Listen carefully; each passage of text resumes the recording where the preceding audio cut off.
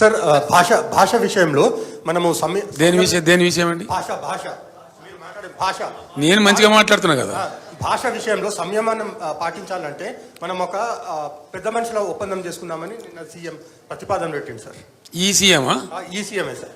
అంటే దయాలు వేదాలు వలించినట్టున్నది. నిన్న నైట్ దయాలు వేదాలు వలించినట్టుందండి అది. సార్ మీరు గతంలో కూడా మూడో ప్రత్యామ్నాయం కోసం ప్రయత్నం చేశారు ప్రాంతీయ పార్టీల తరఫున. ఇప్పుడు మళ్ళీ కొత్తగా ప్రత్యామ్నాయం అంటే ఎన్డీఏ యూపీఏకు ప్రత్యామ్నాయంగా రావాలంటే ఏ పార్టీలు కలిసి వచ్చే అవకాశం ఉంది కేంద్రంలో? మీరు మంచి క్వశ్చన్ అడిగిన బ్రదర్, చాలా థ్యాంక్స్. ఒక మాట నేను మనవి చేస్తాను.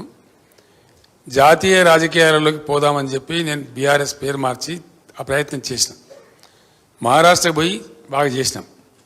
చాలా ఆశ్చర్యం ఏంటంటే నిన్న వాళ్ళు వచ్చారు నా దగ్గరికి, 2-3 గ్రూపులు వచ్చి బీఆర్ఎస్లో అక్కడ చేరిన వాళ్ళు.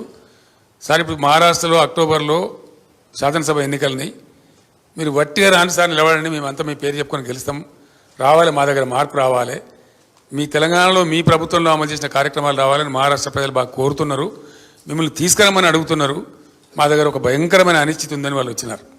నేను తప్పకుండా నా జాతీయ రాజకీయ ప్రస్థానాన్ని కొనసాగిస్తాను, అందులో అనుమానం లేదు. రెండవది, ఈ పార్లమెంట్ ఎన్నికల తర్వాత అందరితోనే ఆలోచించి మీరు అన్నటువంటి ప్రాంతీయ శక్తుల ఐక్యతకు నేను ఎంత చేయగలుగుతానో, నాకెంత సంబంధాలు ఉన్నాయో, నాకెంత తెలివితేటలు ఉన్నాయో వాటన్నిటిని రంగరించి తప్పకుండా నేను చెప్పిన పరిస్థితి ఉత్పన్నం కావడానికి అన్ని ప్రయత్నాలు చేస్తాను. ఇప్పటికే చాలా మందితో మాట్లాడుతూ ఉన్నాం, లైక్ మైండెడ్స్తోని. వారు ఎవరి పని వాళ్ళు చేసుకుంటూ ఉన్నప్పటికీ మేము కనెక్టెడ్గానే ఉన్నాం. తప్పకుండా అందరం కలిసి ఒక ప్రత్యామ్నాయం రూపొందిస్తాం. ఏదో ఒక జాతీయ పార్టీ మాకు సపోర్ట్ చేయక తప్పని పరిస్థితి ఏర్పడే పరిస్థితులు మాత్రం సృష్టిస్తాం. సార్ హలో సార్, మీరేమో బీఆర్ఎస్ ఇక్కడ సార్ ఇక్కడ సార్ ఇక్కడ మీరేమో బీఆర్ఎస్కు 12 నుంచి 14 అంటున్నారు, అసలు బీజేపీకి 1 అవర్ అని అంటున్నారు. కానీ వాళ్ళేమో బీఆర్ఎస్కే 1 లేదా 2 కాంగ్రెస్ మెజారిటీ సీట్లు గెలవబోతున్నాయి, నెక్స్ట్ బీజేపీ ఉంటుందనేది స్వయంగా ముఖ్యమంత్రి నిన్న మీడియా ప్రతినిధులతో అన్నారు. సో రెండో విషయం ఏంటంటే ముఖ్యమంత్రి చెప్పిన ఎన్ని నిజమైనయో ఎన్ని నిజం కాలేదు ఇప్పుడు ప్రజలకు తెలిసిపోయింది. ముఖ్యమంత్రి గారు చెప్పిన విషయాలు నిజాలు ఎన్ని అబద్ధాలు ఎన్ని, మన అసెంబ్లీ ఎలక్షన్లో ఆయన చెప్పిన ఎన్ని జరిగినాయని ప్రజల అనుభవంలోకి వచ్చేసింది ఆల్రెడీ. దాని గురించి నేను కొత్తగా వ్యాఖ్యానం చేయాల్సిన అవసరం లేదు. ఈ పార్లమెంట్ ఎన్నికల ఇష్యూ కాబట్టి చెప్తున్నారు, అంటే ఈ సీట్ల విషయంలో మీరు అంటున్నారు కాబట్టి వారు అంటున్నారు. సో రెండో విషయం ఏంటంటే మీ పవర్ పోగానే, పవర్ ఉద్యమ సమయంలో మీకు వ్యతిరేకంగా, తెలంగాణకు వ్యతిరేకంగా, ఉద్యమానికి వ్యతిరేకంగా ఉన్న వాళ్ళంతా మీ దగ్గరకు వచ్చి 3 నెలలు కాకముందే అందరూ మళ్ళీ మీ పార్టీ నుంచి వదిలి వెళ్ళిపోయారు. దాని పట్ల మీరు ఏమనుకుంటున్నారు? నాకు అర్థం కాలేదండి.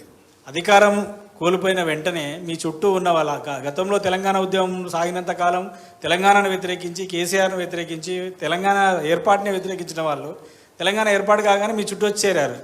సో మళ్ళీ మీ అధికారం పోగానే మళ్ళీ వెళ్ళిపోయారు. వాళ్ళ గురించి ఏంటి మీ కామెంట్? ఇప్పుడు ఏమైపోయిందంటే భారత రాజకీయాలలో మరి ముఖ్యంగా నరేంద్ర మోడీ ప్రధానమంత్రి అయిన తర్వాత చాలా దుర్మార్గాలు జరుగుతున్నాయండి. జరిగి ఏమైందంటే సన్ఫ్లవర్ గ్యాంగ్ ఎక్కువ తయారైపోయింది. ఆ సన్ఫ్లవర్ ఏంటంటే పొద్దు తిరుగుతుంది. ఈ పవర్ ఫ్లవర్స్ ఇవన్నీ ఇప్పుడు కాంగ్రెస్లో పోయిన వాళ్ళందరూ కాంగ్రెస్ని గెలిపిస్తారా అండి? గెలిపేయడానికి పోతున్నారా? ఎందుకు పోతున్నారు? వాళ్ళు వాళ్ళ స్వార్థం కోసం, వాళ్ళ పనుల కోసం, వాళ్ళ పైరవీల కోసం, వాళ్ళ స్వలాభం కోసం పోతున్నారు. మీరు చెప్పిన దాంతో నేను అన్నిటితో ఏకీభవిస్తున్నాను, ఒక పాయింట్ ఏకీభవిస్తలేను. అందరు పోయిన మీరు అందరూ పోలేదు. బీఆర్ఎస్ ఒక మహాసముద్రం, 60 లక్షల సభ్యత్వం ఉన్నటువంటి పార్టీ. ఎవరైనా ఎలిమినేట్ చేస్తాం పలానా దాన్ని అనుకుంటే తప్పదే, ఆ గర్వం పనికిరాదు. మేము మొన్నటిదాకా 10 ఏళ్ళ అధికారంలో కాంగ్రెస్ అవుట్ ఆఫ్ పవర్ ఉంది. కాంగ్రెస్ ఎలిమినేట్ అయిందా? డెసిమేట్ అయిందా? కాదు కదా. చంద్రబాబు నాయుడు గారు కూడా టైంలో 2004 to 2014 ఆయన పవర్లో లేరు. అంతమంది టీడీపీ డెసిమేట్ అయిందా? అది భ్రమ. ఒక సంస్థను, ఒక శాశ్వతంగా ఉండే సంస్థను, ఒక బలోపేతంగా విస్తరించినటువంటి సంస్థను డెసిమేట్ చేస్తాం, ఎలిమినేట్ చేస్తామంటే అది అహంకారం తప్ప మరొకటి కాదు. అది ఇంపాసిబుల్. అందులో బీఆర్ఎస్ను డెసిమేట్ చేయడం అనేది 1 లక్ష రేవంత్ రెడ్డిలు, 1 కోటి ఇంకో వచ్చినా ఏంటిగా మనం కూడా ఫరక పడదండి. ఇప్పుడు ఆపరేషన్ లేకుండానే మోకాళ్లకు ప్లాస్మా ట్రీట్మెంట్, మీ ఆర్థోపెటిక్ సమస్యలన్నిటికీ రోబోటిక్ టెక్నాలజీ ద్వారా తక్కువ ఖర్చుతో శాశ్వత పరిష్కారం, ఫ్రీ కన్సల్టేషన్, ప్రతి ట్రీట్మెంట్ పై 20% డిస్కౌంట్. ఈ ఆఫర్ కొద్ది రోజులు మాత్రమే. త్వరపడండి. V9 hospitals 9281465842.